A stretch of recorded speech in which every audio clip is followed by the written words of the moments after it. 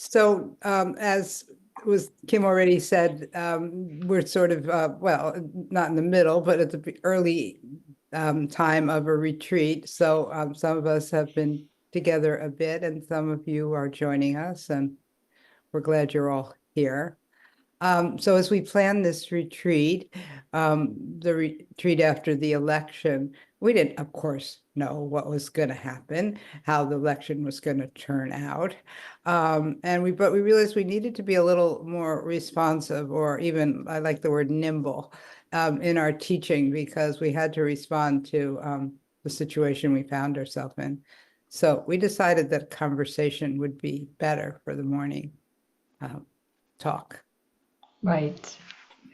Joining each other and going a little bit back and forth about this time period where there is going to be a transition of power. And at that, in these transitions, there is a kind of uncertainty, deep uncertainty, and more chaos and more unstable ground. We're really not sure where our next foot is going to be put, even though we might, think it's going to go in a forward direction. The fact of having a conversation helps kind of corral us or correct us together. Something like that, Nelly. I'm putting for me that's it's helpful to have somebody to talk with and to bounce ideas off when we're in deep instability, I would say. Yeah. So there was a teaching we're going to address today, and this comes from the Abhidharma, which Linda will describe what that is in a minute. But the teaching is, the way we heard it together from our previous teacher, which is about alarm and shock. That's one sort of one, and fear and danger. And I remember so vividly when I first heard this teaching, and I don't know if any of you would respond this way, but I felt such relief, like, oh, okay, this is how it is. This is not how I am. This is sort of how existence is. And actually, it was a great sense of relief at the time. And we added, there was a third one there of disgust, which also was kind of fitting in this sequence of experience that in alarm and danger, in fear and shock, in disgust, that there's some knowledge there, that they're not experiences to completely discard or get past too quickly, but to be explored, to be understood. Like Nelly, like you're talking about, I remember also the relief of hearing, oh, this isn't just me being an alarmist, which is what we could often do, is put it on ourselves. But that, no, there's something going on. We're feeling something here. There's something there. What is it?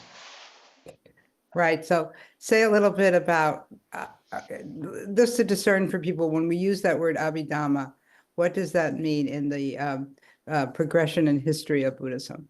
Right. Abhidharma is Abhidhamma or Abhidharma is a later school of Buddhism, which it's a scholastic school that really tried to categorize and analyze all of human experience. So the way consciousness works, the way mindfulness works, the processes that shape us individually and collectively. The Abhidharma came up with a book like this thick, I don't know if you see somewhere in there, very, very thick, of classifying every single human experience. And so in that classification, it's really an abstract. It's a conceptual understanding that gives us lists and lists and lists. So this is where a lot of the lists come from in Buddhism. Well, when you go like this with your hands, Linda, I go, oh, well, maybe that's appropriate. That's what we're doing when we're interviewing people, talking to people, having conversations with you about your meditation. It's a big book of possible experiences. It's not like a little one. It is maybe bigger. Right. And this kind of, let's say, earlier Buddhism that didn't have so much classification or highly structured, this equals that. the Abhidharma was in response to that. So that gave us much more to choose from. And it's really nice sometimes when you don't know what's going on to look at a list and say, oh, that's it. I didn't have language for it, but now I have a little bit more understanding of, because there's words put onto some experience. And, we don't tend to teach, we tend to teach from the early Buddhist suttas teachings, rather than the Abhidharma, because I think I can speak for you, Linda. I know this is true for me. I don't do well with all that abstraction. That doesn't really help me. That just kind of ties me up a bit more internally. And I like a looser approach, which is why actually we teach this way. But in this case of this teaching, we found it quite helpful to go back to the Abhidharma. Right. In that direction of kind of bringing in the structure, the stronger structure later, and then being able to match your experience with it really leaves a predominance on what you're experiencing, and then seeing how it fits into the Buddhist teachings. And the other way around, which I would say is a much more common way of learning, not just Buddhism, but really learning in general, at least in our culture, my culture, which is that you learn you try to memorize the concept, the more abstract teaching, and then you try to make experience match it. So we're going the opposite direction.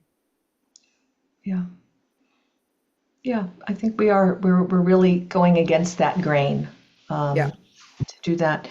Now, part of the teaching on these, they're called the nyayas, but you don't need to know that word, but these knowledges, they're really kind of in the middle of a list that will then kind of propel us to be more disillusioned with the world as it is, to seek Dharma teachings, to rely more on inner peace. It's really the idea of knowing from these knowledges, knowing from shock and danger and alarm and disgust, actually will propel you in a different direction. And we have that opportunity to right now, which is, of course, why we're teaching on it right now, that really, these distressing experiences can play a very significant role in our spiritual progress, and in our awakening. Right. And in fact, that is the very story of the Buddhas leaving, and this is a myth, I'm pretty sure of it, not an actuality, actual historical reference, but he left the palace and he saw the old person, the sick person, the corpse, and the mendicant, and that shock of seeing the first three was what set him on the religious path. And of course there was the spiritual person, man, it's almost always said, who was there to sort of offer an alternative. But that shock is what set him on the path. Right. Right. The shock, and also the danger of continuing the way he was, of perpetuating that system that wasn't going to lead him somewhere. Again, this is what I'm putting on this story. I don't know exactly, details, but I can imagine that there is a kind of danger and disgust if we go in a certain direction that is unethical, that doesn't feel like it's supportive of kindness, curiosity, of the Buddhist teachings. And when we go back to the story of the Buddha, I'm not sure that what he was, I don't know, but the way I understand the story is that it wasn't so much unethical, but it was greedy. I guess, maybe that is unethical. It was like, it was indulgent. Okay, all right. I think he made an ethical choice, Nelly. But I don't know that he was meaning to put another lifestyle down per se, within moderation of a certain, let's say, secular lifestyle. That direction of actually pitting a religious lifestyle against a secular lifestyle. We're not looking to do that with discerning But really what we're looking at, and this really is really the question, this seems to be the question, but how can our understanding of this that we have right now from the situations politically and whatever, climatically, and we could go on from there, but how can this distress become a source of vitality? How can this distress become a source of helping us really move forward in our spiritual development?